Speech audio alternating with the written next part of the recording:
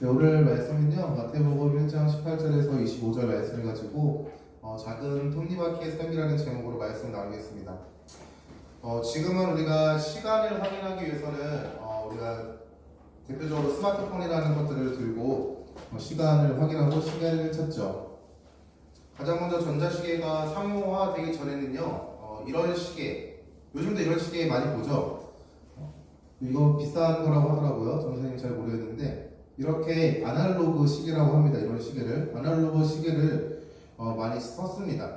시계는 복잡한 작동 원리가 있다라고 말합니다.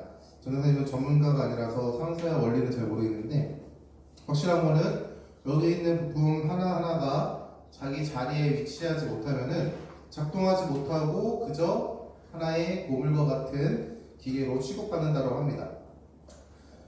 이게 보면요 시계 내부 사진입니다. 시계 내부 사진이 이러하다고 하더라고요. 네, 복잡하죠. 많은 톱니바퀴도 있고 따로 무슨 제어 장치가 또 있는 것 같아요. 겉모습으로 보기에는요 굉장히 복잡해 보인다는 것을 우리가 알 수 있어요.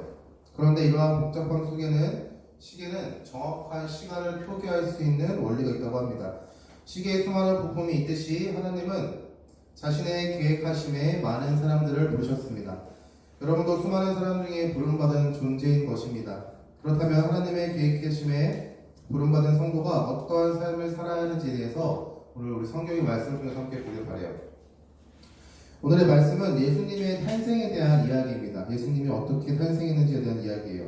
본문 전체 한번 쭉 살펴보면은 오늘 본문에는 예수님의 어머니 마리아 그리고 마리아의 아내인 요셉 그리고 하나님의 메시지를 전하러 온 주님의 사자라고 하는 사람이 등장합니다. 예수님의 어머니 마리아는 요셉과 약혼하고 아직 동거하기 전에 성령으로 임신한 사실을 알게 되었어요. 이스라엘이라는 나라는요 먼저 약혼을 하고 나중에 함께 사는 그런 풍습이 있었다고 합니다.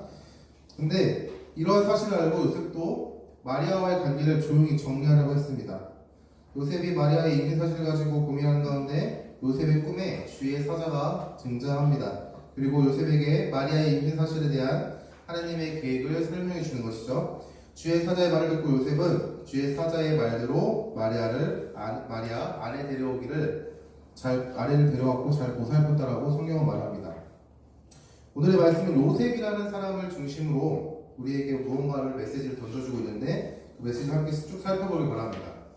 첫 번째로는요 사람의 능력으로는 아무것도 알 수 없다는 거예요. 하나님의 계획하심 안에 우리가 사람의 능력으로는요 아무것도 할 수 없다는 사실입니다.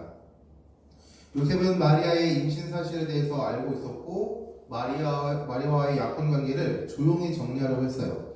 요셉이 마리아와의 관계를 조용히 정리했던 이유는 마리아와 요셉은 약혼을 했지만 동거하지 않았기 때문에 사실은 마리아가 임신을 한다는 것은 그 율법의 시대에 보면은 다른 남자와 관계를 가졌고 그것으로 인한 결과다라고 많은 사람들이 생각했기 때문이에요.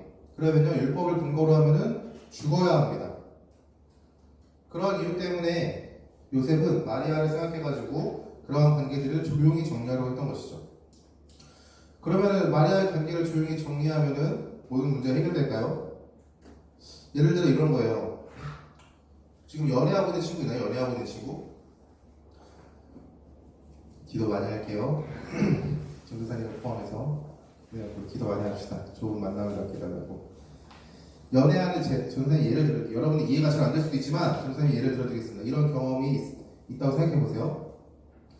누군가와의 좋은 관계 가운데 있었어요. 근데 이런 예시를 들어도 될까요? 또 선생님을 예시로 드릴게요.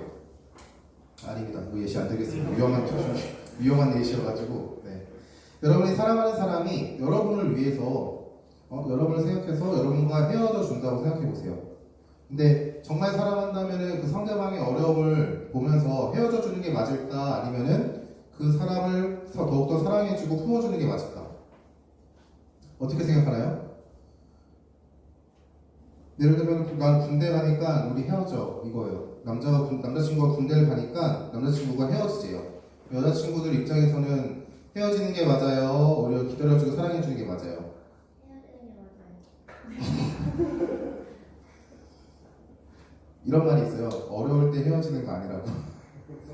좋아요. 그렇게 헤어질 수도 있습니다. 그런데요, 우리 성경의 말씀을 보면요, 마리아와 요셉이 마리아와 헤어지는 순간 마리아는 자신의 생계를 유지할 수 있는 모든 수단이 사라져 버립니다. 요셉은요, 성경의 말씀을 보면은 의로운 사람이라고 말합니다. 여기서 말하는 의롭다라는 표현은요, 하나님과의 관계 속에서 구원에 합당한 조건을 갖춘 자라는 것을 의미하는 게 아니라 도덕적으로 흠이 없다. 그 사람이 윤리적으로 참으로 좋은 사람이다라는 것들을 의미하고 있어요. 즉 요셉은요, 의로운 사람, 도덕적으로 아무런 흠이 없는 사람이었습니다. 그러나 하나님의 뜻은 알지 못하였어요. 마리아와의 관계를 끊는 것이 하나님의 뜻과 계획은 아니었던 것이죠. 그렇다면 우리가 어떻게 하면 하나님의 계획하심을 분별할 수 있을까? 두 번째로는요, 말씀의 렌즈를 통해서 문제를 분별하고 판단해야 합니다. 예수님의 아버지 요한은 마리아에게 일어난 임신 사건에 하나님의 뜻이 있는지는 몰랐습니다. 그러하기에 요한은 마리아와의 약혼 관계를 정리하려고 준비했던 것이죠. 그런 가운데 꿈에 주의 사자가 나타나 마리아의 임신 사건에 대해서 설명해 줍니다. 하나님의 뜻이 있다라는 것들을 말해주는 것이죠. 주의 사자는 요셉의 꿈속에 나타나 너의 아내 마리아 데려오기를 무서워하지 말라라고 말씀하십니다. 그리고 마리아가 임신한 사건은 성령으로 잉태된 것임을 우리에게 분명하게 말해주는 것이죠. 또한 주의 사자는 요셉에게 그의 아들의 이름을 예수라고 지으라고 말하며 예수가 자기 백성을 그들의 죄에서 구원할 자임을 우리에게 말하고 있습니다. 더 나아가 모든 일이 하나님의 말씀의 성취임을 말하며 이사야 7장 14절이라는 구약의 선지자의 말씀을 인용하고 있습니다. 오늘 본문에는 23절의 말씀인데요. 이렇게 말하고 있어요. 보라 처녀가 잉태하여 아들을 낳으니 그의 이름을 임마누엘이라 하리라 라고 말하는 것이죠. 이사야 선지자를 통해 선포된 하나님의 말씀의 성취가 마리아라는 한 여자를 통해서 이루어지는데 마리아가 임신한 그 사건은 누군가 다른 남자와의 관계로 이루어진 사건이 아니라 성령 하나님을 통하여 잉태되었다라는 것들을 우리에게 분명히 말하고 있습니다. 여러분 요셉은 마리아에게 일어난 사건을 잘 몰랐기 때문에 관계를 정리하려고 했습니다. 그런데 하나님께서 보낸 그 메시지, 주의 사자를 통해서 전해진 그 메시지, 하나님의 뜻을 알아들은 순간 임신 사건이 단순한 그런 사건이 아니라는 것들을 알게 되었어요. 요셉은 자신에게 주어진 상황을 말씀을 통하여 분별하여 하나님의 인도하심을 그리고 하나님의 뜻하심을 판단할 수 있었습니다. 요셉은요, 말씀이라는 렌즈를 통해서 자신에게 일어난 상황을 보았던 것이죠. 여러분은 어떤 렌즈를 통해서 문제들을 바라보고 있습니까? 여러분은 어떠한 사건을 분별하고 판단하는 기준 가운데 어떠한 것들을 기준으로 삼아서 그것들을 분별하고 판단하고 있나요? 여러분이 현재 착용한 렌즈는 혹시나 존경하는 사람이나 존경하는 위인의 말 한마디인가요? 아니면은 여러분들이 학교 수업을 통해서 들었던 그런 내용들인가요? 아니면은 여러분들의 생각인가요? 간절히 원하기로는 여러분이 말씀의 렌즈를 가지고 문제와 상황들을 분별할 수 있기를 바랍니다. 하나님의 말씀을 통해 상황을 판단하고 하나님의 말씀을 통해 하나님의 뜻하심을 분별할 수 있기를 간절히 원합니다. 학생에게 있어서 학교 규칙은 학생의 행동의 판단 기준이 됩니다. 학교 규칙을 어기면서까지 학교 생활을 하는 학생은 없죠. 9시까지 학교를 들어가야 되는데 9시 반에 들어가는 친구 있나요? 다행이네요. 없네요. 다행입니다. 있으면 안 돼요.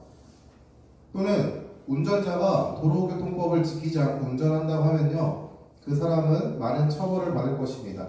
그리고 운전자에게는 도로교통법이 그 운전자의 행동의 판단의 기준이 되는 거예요. 이처럼 성도에게도 하나님의 말씀이 행동의 판단의 기준이 됩니다. 우리가 하나님의 뜻을 정확하게 분별하기 위해서 하나님의 말씀을 잘 알아야 합니다. 하나님의 말씀을 잘 알기 위해서 더욱 힘써 읽어야 하는 것이죠. 하나님의 말씀을 읽어야 합니다.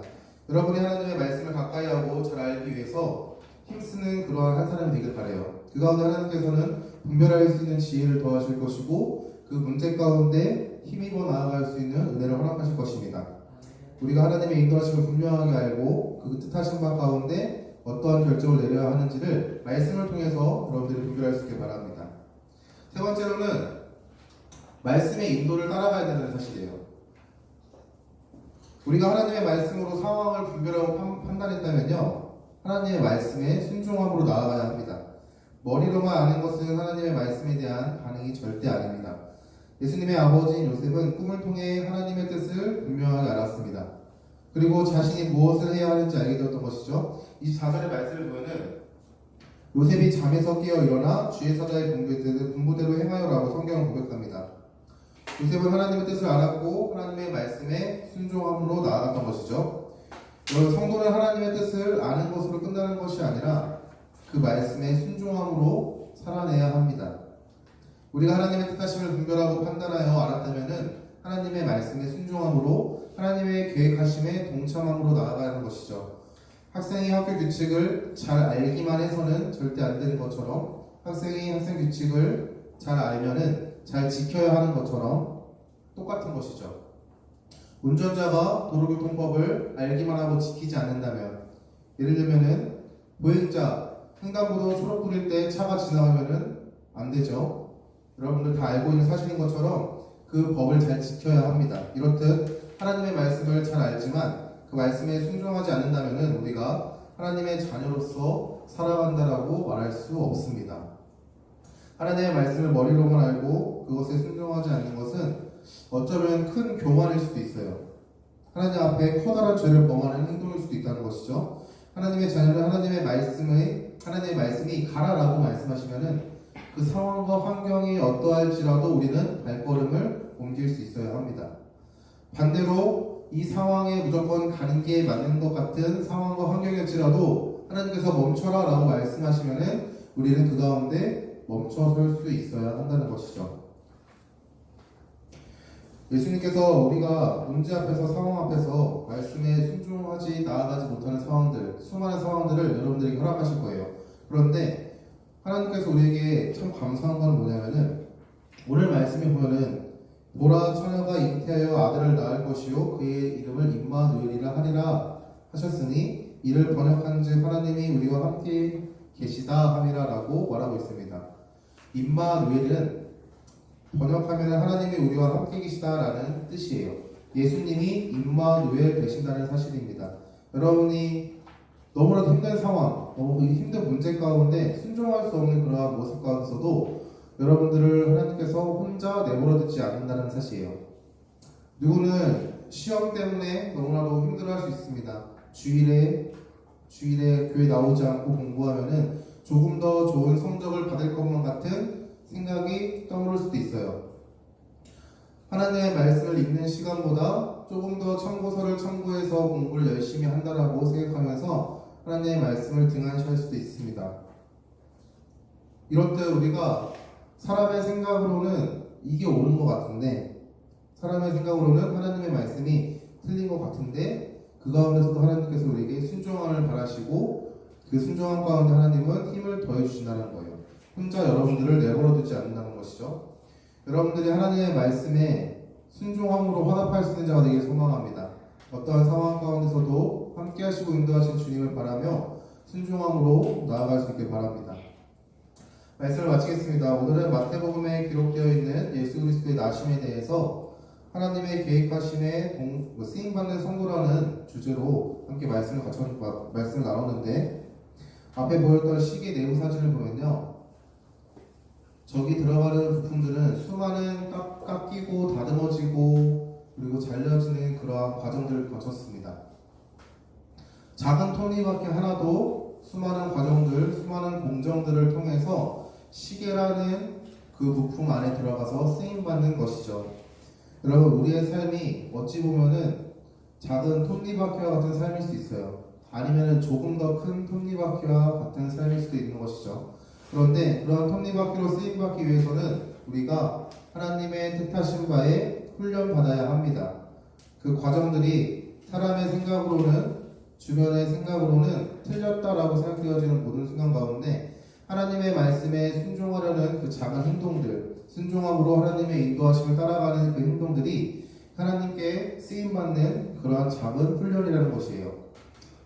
여러분들이 하나님의 말씀에 순종함으로 그 계획하심에 쓰임받는 자가 되길 소망합니다. 여러분, 상황이 어렵고 힘들 수 있습니다. 여러분들이 시험 기간에 이렇게 주일에 교회에 나와서 예배드리는 모습이 너무 예뻐요. 근데 한편으로는 여러분들이 하나님의 말씀에 더 가까이 나아갔으면 좋겠다라는 아쉬움도 있습니다. 우리가 하나님의 그 말씀에 순종함으로 나아갈 수 있길 바랍니다. 그리고 그 계획하심에 여러분들의 뜻하신 바를 주님께서 바라볼 수 있게 하시고, 그리고 하나님의 인도하심 가운데 여러분들이 하나하나씩 빚어져 하나님 나라에 쓰임받는 하나님의 자녀가 되기를 간절히 소망합니다. 우리 그런 더시티 사랑의 교회 청소년과 되기를 간절히 바랍니다.